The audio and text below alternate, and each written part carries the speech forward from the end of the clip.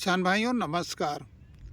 आज की इस वीडियो में हम बात करेंगे कि लहसुन की जो कंद बनने की अवस्था है वो कितने दिन पर शुरू हो जाती है। बहुत सारे हमारे किसान भाई जो पहली बार खेती कर रहे हैं लहसुन की, और वो जानना चाहते हैं कि जब लहसुन कितने दिन का हो जाए जिससे कि हमारे लहसुन के पौधे में गांठ बनना शुरू हो जाती है, और गांठ बनने के बाद जो कंद बनता है ये प्रक्रिया कितने दिन के बाद शुरू हो जाती है, और ये कंद जो बनेगा वो कितना बड़ा हो सकता है, कैसे इसमें क्या डालें। तो किसान साथियों, लहसुन की कौन सी अवस्था में गांठ बनेगी और कौन सी खाद डालना है, पूरी जानकारी इस वीडियो के माध्यम से हम किसान भाइयों के साथ साझा करेंगे। अब बात करते हैं कि लहसुन की जो कई अवस्थाओं पर कई खादें और कई स्प्रे ज़रूरी होते हैं। तो सबसे पहले जैसे हमारा लहसुन 30 दिन का होता है, उस समय हम निकाई गुड़ाई करने के बाद दूसरी या तीसरी सिंचाई कर देते हैं। बहुत सारे किसान भाई जो शुरुआती अवस्था में सिंचाई करते हैं वो 3 सिंचाई तक 40 दिन के आसपास कर देते हैं। अब बात करेंगे कंद बनने की जो अवस्था लहसुन की होती है, बहुत सारे किसान भाई जानना चाहते हैं।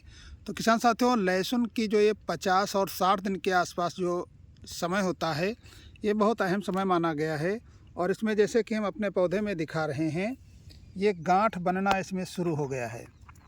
जैसे कि आप देख सकते हैं इस पौधे में, इसकी मिट्टी हटाने पे आपको मालूम होगा ये हल्की सी गांठ बन रही है।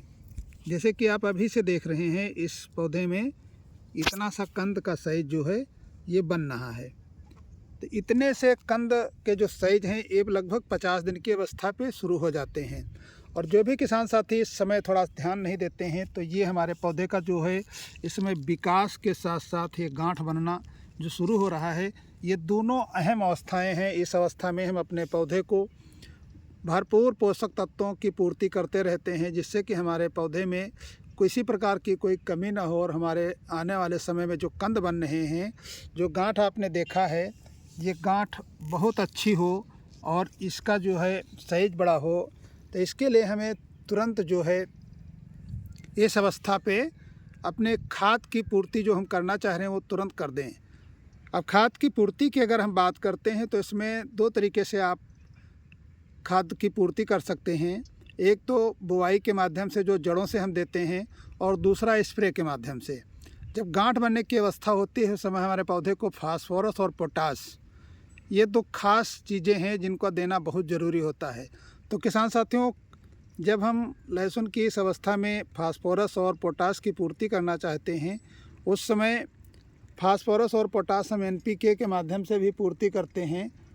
और अगर NPK स्प्रे के माध्यम से करते हैं या फिर हम ज़मीन से बुआई के माध्यम से करते हैं तो उस समय हमारे पौधे को नाइट्रोजन, फास्फोरस और पोटास, अगर तीनों की पूर्ति करना है तो NPK 12-32-16 इसकी भी पूर्ति डालने से पूर्ति हो जाएगी। ये कुछ किसान भाई DAP की मात्रा डाल देते हैं, और साथ में अगर आप DAP डाल रहे हैं तो 1 एकड़ में आप DAP 1 बोरी ले सकते हैं।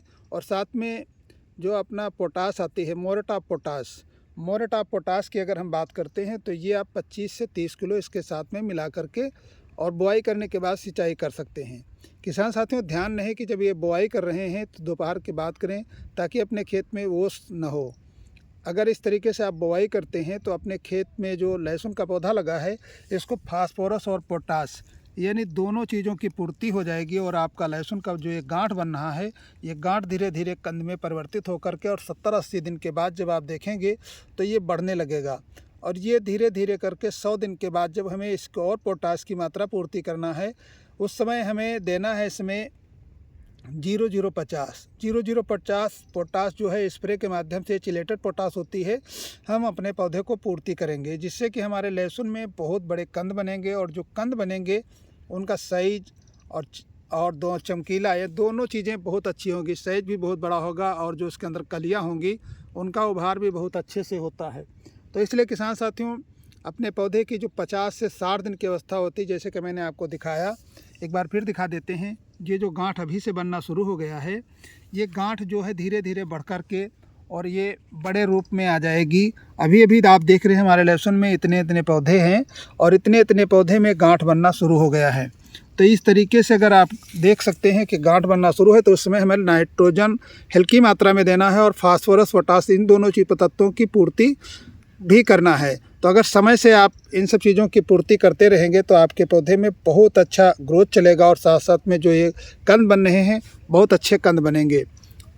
तो इसी तरीके से अपने खेती के लिए ध्यान से रखें और जो समय समय पर स्प्रे या जो ज़मीन से डालने वाली खादें हैं इनकी पूर्ति करते रहें। तो किसान साथियों, जानकारी अगर अच्छी लगी तो वीडियो को लाइक और चैनल को सब्सक्राइब कर लीजिए।